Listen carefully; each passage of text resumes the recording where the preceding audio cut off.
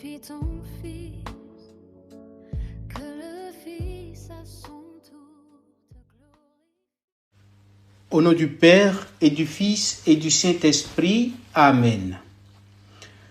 7e dimanche du temps de Pâques.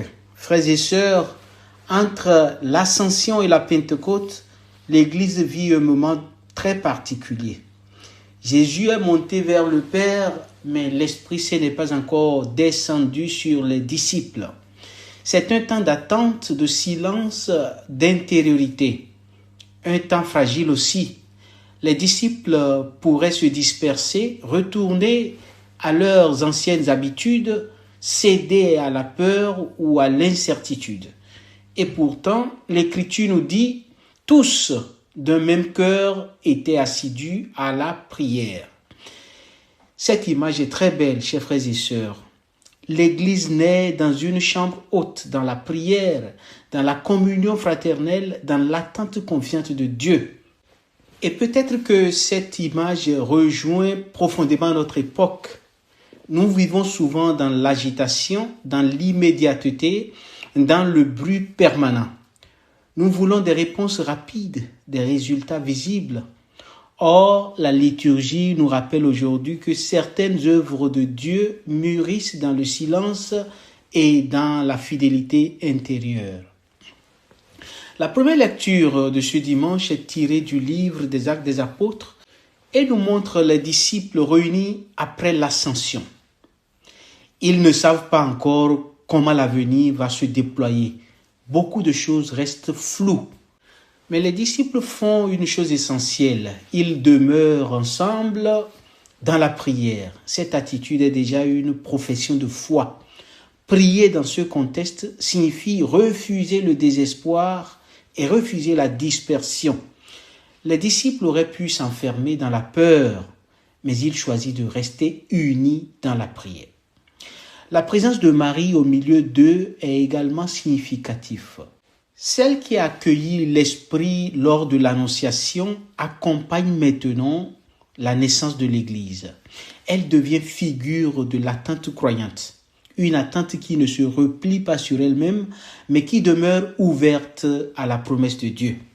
Ce passage, chers frères et sœurs, nous enseigne quelque chose de très actuel.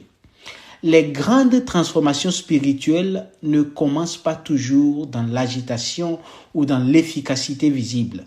Elles naissent souvent, chers frères et sœurs, dans une fidélité humble, dans une communauté qui prie, dans des croyants qui persévèrent, même lorsqu'ils ne voient pas encore clairement.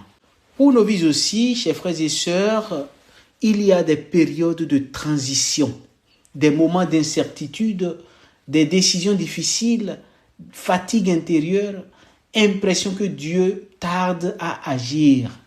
Cette page des Actes des Apôtres rappelle qu'il y a une manière chrétienne d'attendre. Demeurer dans la communion, garder le cœur ouvert, continuer à prier même lorsque tout n'est pas encore accompli. Ici, Saint Augustin nous aide grandement. Il dit « Ta prière, c'est ton désir. Tant que tu as le cœur qui désire Dieu, ta prière sera continue. Et cette prière qui est persévérante élargit ton cœur. Elle t'ouvre davantage à la grâce, à la surabondance de grâce que le Seigneur déversera en toi. Le psaume responsorial de ce dimanche, chers frères et sœurs, est traversé par une grande confiance. Le Seigneur est ma lumière et mon salut. Mais cette confiance ne tombe pas du ciel. Elle est portée par une lutte intérieure. Le psalmiste connaît la peur, l'épreuve, l'attente. Pourtant, il choisit de ne pas laisser l'angoisse devenir sa vérité ultime. Puis vient cette phrase magnifique. « J'en suis sûr, je verrai la bonté du Seigneur sur la terre des vivants. » C'est là l'expression d'une espérance concrète. Le croyant affirme que Dieu agit déjà ici dans notre histoire, parfois discrètement, parfois silencieusement, mais toujours réellement. Aujourd'hui, beaucoup de personnes vivent différentes sortes de fatigues. Fatigue sociale, fatigue relationnelle, fatigue spirituelle. Certains finissent même par croire qu'il n'y a plus rien à espérer. Le psaume vient alors nous rouvrir une fenêtre intérieure. La lumière de Dieu peut encore rejoindre nos nuits. Chercher le visage du Seigneur, comme le dit le psalmiste, devient alors une orientation de toute la vie. Cela signifie apprendre à reconnaître la présence de Dieu dans les événements simples, dans les rencontres, dans la fidélité quotidienne, dans les signes parfois modestes de bonté et de paix. Dans la deuxième lecture d'aujourd'hui, Saint Pierre parle à des communautés confrontées à l'hostilité, à l'incompréhension. Il écrit « Si l'on vous insulte pour le nom du Christ, heureux êtes-vous ». Eh bien, cette parole peut nous surprendre. Comment parler de bonheur dans l'épreuve? Soyons-en sûrs, chers frères et sœurs, Pierre ne glorifie pas la souffrance. Il n'est pas prédicateur d'un christianisme doloriste qui exalte la douleur.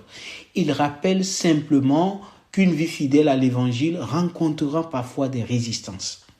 Le chrétien qui cherche sincèrement la vérité, la justice, la charité peut devenir incompris dans un monde gouverné par d'autres logiques.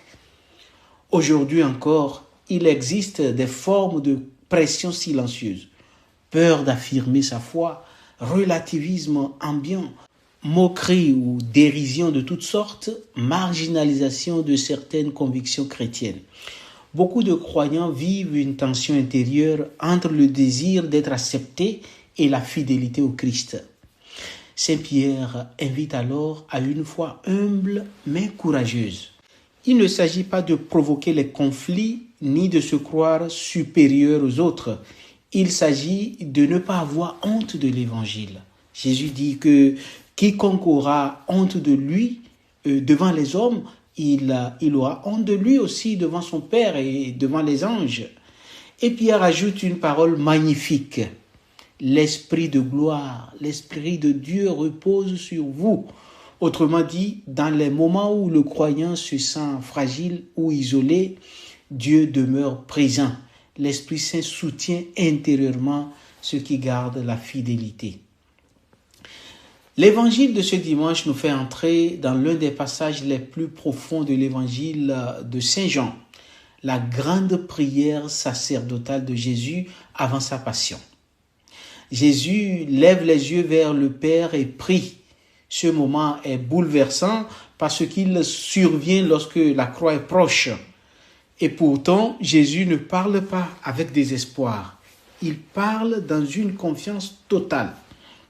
Lorsqu'il dit « Père, glorifie ton Fils », la gloire dont il parle n'est pas celle d'un pouvoir humain ou du triomphe extérieur.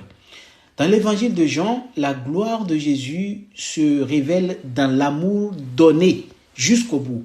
Personne n'a un amour plus grand que celui de donner justement sa vie pour ceux qu'il aime. Donc cet amour qui va jusqu'au bout, voilà le triomphe, voilà la gloire de Dieu. La croix devient ainsi le lieu où se manifeste pleinement l'amour du Père. Le Seigneur Jésus ne fuit pas sa mission.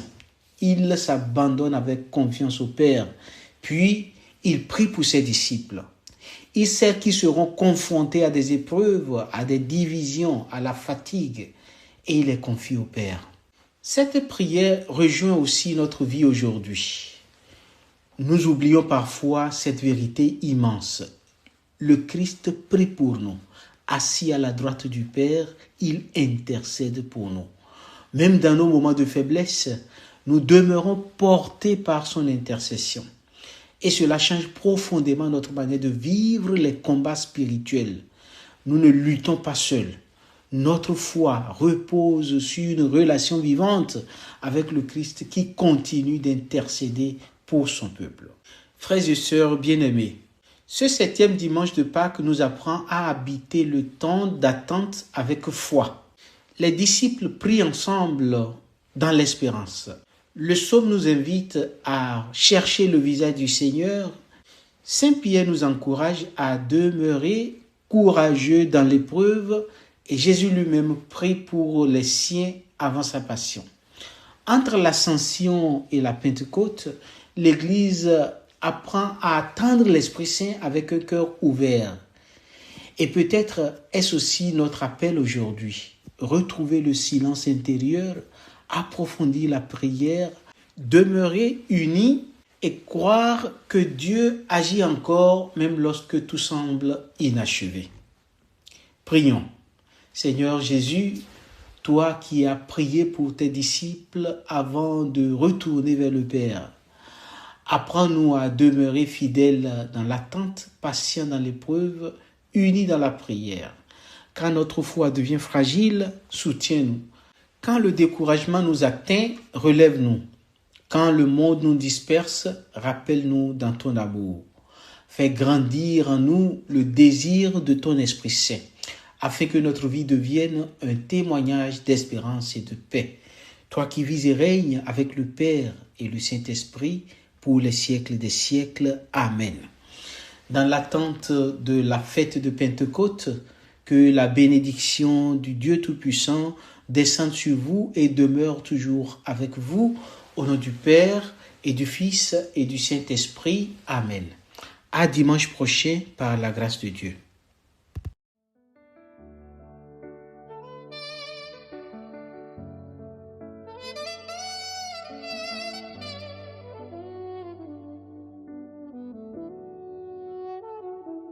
Père, l'heure est venue, glorifie ton Fils, que le Fils à son tour te glorifie. Tu lui as donné pouvoir sur toute vie, pour qu'il donne la vie éternelle à ceux que tu lui as confiés. La vie éternelle, c'est de te connaître, toi le seul vrai.